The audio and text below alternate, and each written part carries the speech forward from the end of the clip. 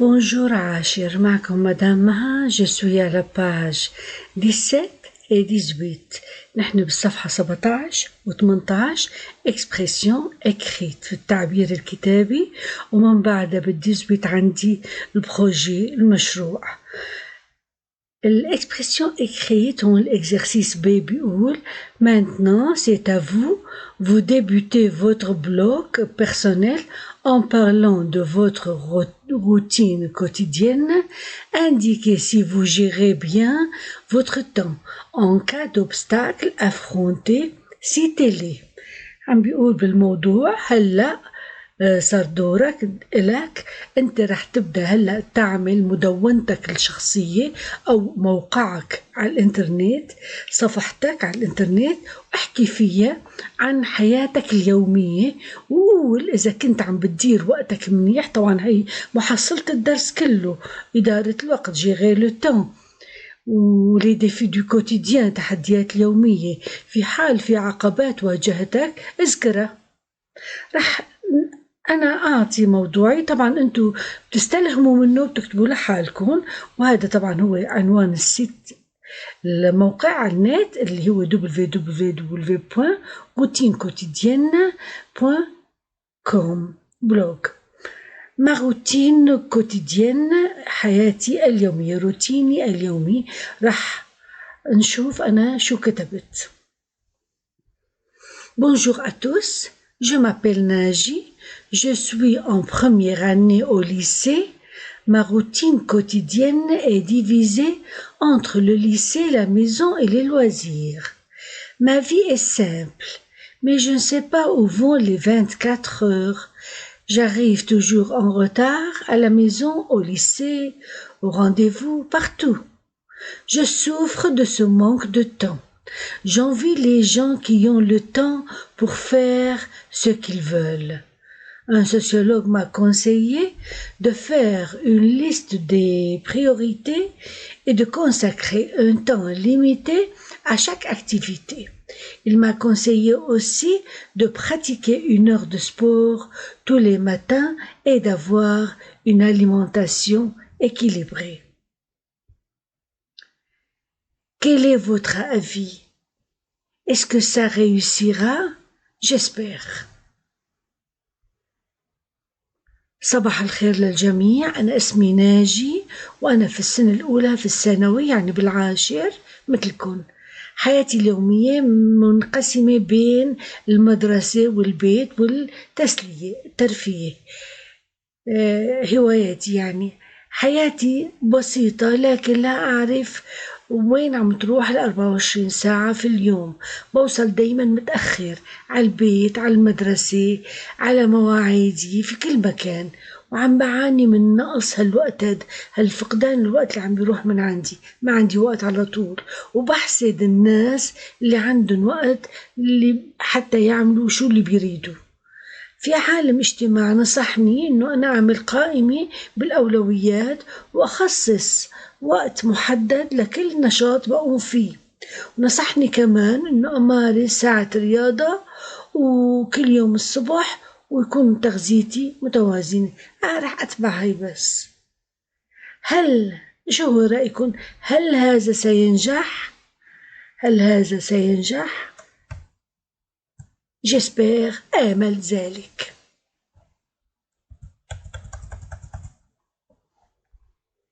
بعيده. Bonjour à tous, je m'appelle Naji, je suis en première année au lycée. Ma routine quotidienne est divisée entre le lycée, la maison et les loisirs. Ma vie est simple, mais je ne sais pas où vont les 24 heures. J'arrive toujours en retard à la maison, au lycée, au rendez-vous, partout. Je souffre de ce manque de temps. J'envie les gens qui ont le temps pour faire ce qu'ils veulent. Un sociologue m'a conseillé de faire une liste des priorités et de consacrer un temps limité à chaque activité. Il m'a conseillé aussi de pratiquer 1 heure de sport tous les matins et d'avoir une alimentation équilibrée. Quel est votre avis? Est-ce que ça réussira? J'espère. On revient à la page 18 هاي بس، هذا بس اللي عندي اياه بالباج 17. هلا بال 18 نحن البروجي دايما هو المشروع اللي بناخده بالصف وبنعمله بالوحدة اللي بعدها. دايما هالمشروع هو مرتبط بالوحدة اللي بعدها، بس أنا ما بدي أنتقل على الوحدة اللي بعدها قبل ما أحله. يعني أنتوا بجوز تاخدوه بالصف ويكون حله بالوحدة الثانية، بس مع ذلك أنا هلا راح أشرح آلية عمله. البروجي هو faire le plan ou la maquette de marché، نعمل مخطط تصميم للسوق. A. Votre liste d'achat est surchargée et vous n'avez qu'à 2 heures pour faire les courses. Citez au moins 10 articles que vous allez acheter. Distribuez le temps à chaque article, puis créez la maquette du marché qui convient à cette liste. شو بدهم مني؟ بدهم عندك قائمة مشتريات ملاني مضغوطة ملاني وما عندها غير ساعتين لحتى تتسوق. سكور على الأقل 10 سلع بدك تشتريها، ووزع الوقت لكل هال10 سلع وزع لها الساعتين، ثم صمم النموذج أو المخطط للسوق، يعني كيف أحط المحلات بشكل يتناسب مع هذه القائمة. طبعا الأستاذ أو المعلمة في الصفح mettez-vous en groupe de 5، يقسمونا ل5 مجموعات من 5 أشخاص. distribuer une tâche pour chacun، وكل واحد عنده مهمة. بدنا نعمل المخطط يعني، فكل واحد لازم يعمل شيء. déterminez vos outils et mettez-vous au travail، كل واحد يحدد الأدوات اللي راح يستخدمها ومباشر الشغل. بعدها présentez votre plan de travail، كل واحد بيقدم مخططه بفرجيه للطلاب بالصف، والكل بياخدوا نوت بيكتبوا ملاحظات، وبتشوفوا مين هو مشروعه اللي فاز. طبعا أنا هلا ما بقدر بعمل هالشي هاد، بس أنا بقلكم مخططي كتابيا يعني. أنتوا بدك تعملوا مثله، ترسموا على أساسه، تسووا المخطط السوق مثله، شي بيشبه الشي اللي عم تشتغلوه. وأنا شايفة هون واحد أخذ جرة غاز، إجا دورنا بالغاز. يلا نروح. هون ils font des achats، عم يعملوا مشترياتهم، وسيت ان مارشي، هذا السوق. وهون في إبيسخي، محل السمانة، البقال، الفارماسي، الصيدلية، ماغازان دو شوسور، محل كنادر، بولانجري، الفرن، فلوريست، بياع الزهر، ريستوران، مطعم. بس بحب أقول إنه هلا هون أنا عندي المحلات نقراهن حتى أقول ملاحظتي.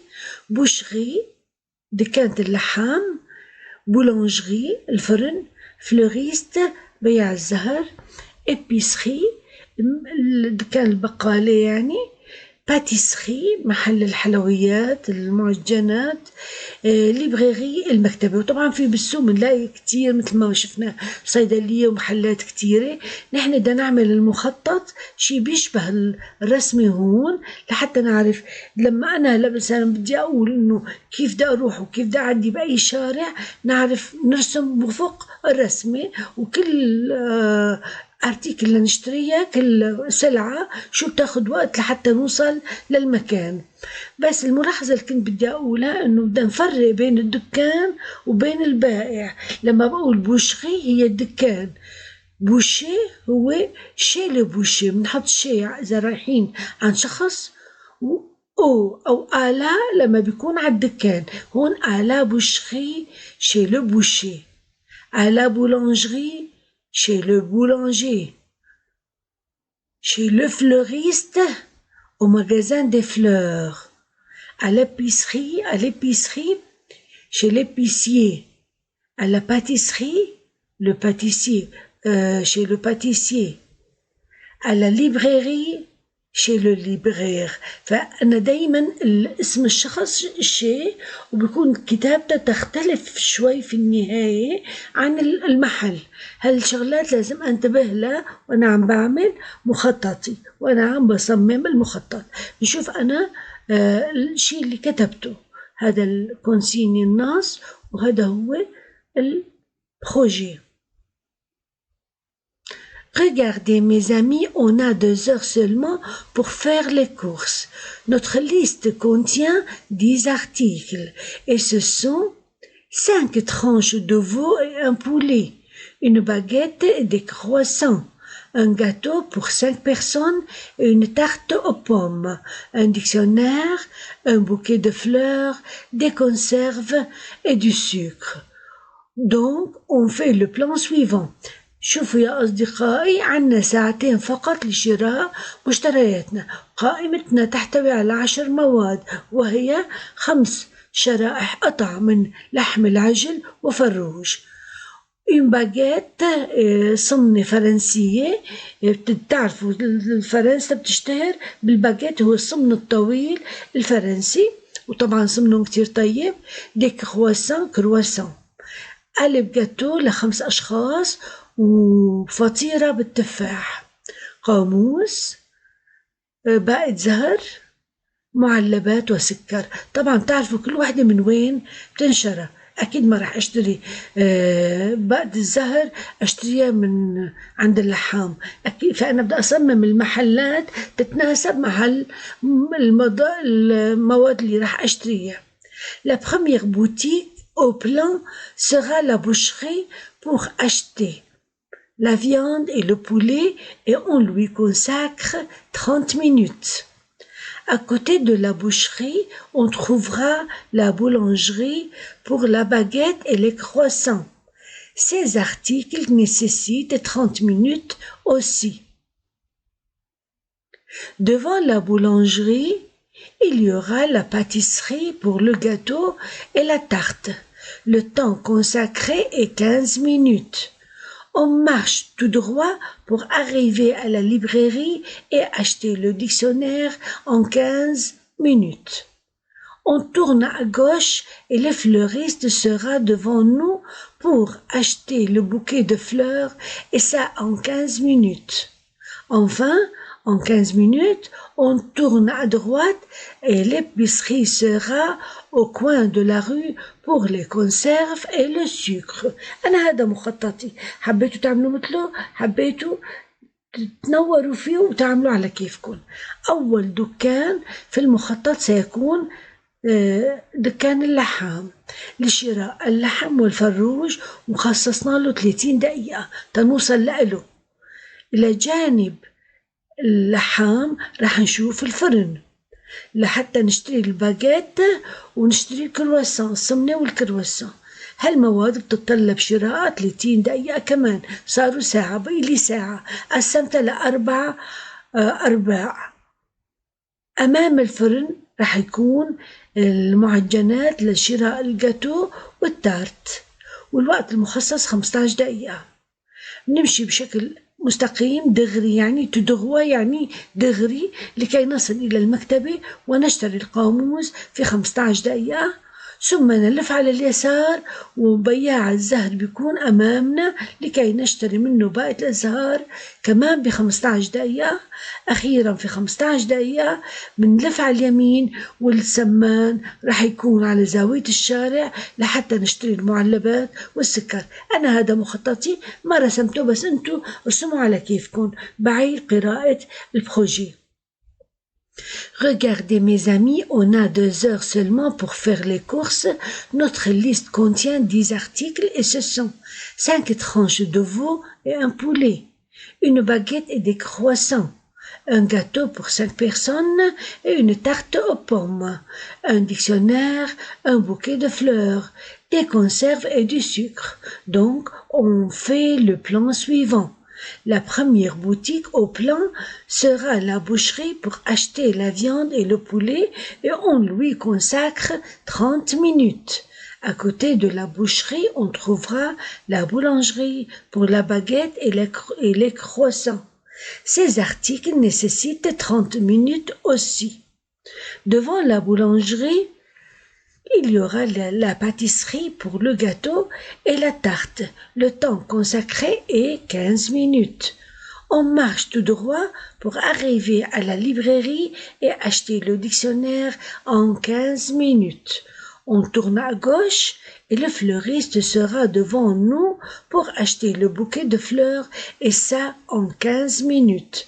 Enfin, en 15 minutes, on tourne à droite et l'épicerie sera au coin de la rue pour les conserves et le sucre. نجي المعلبات والسكر.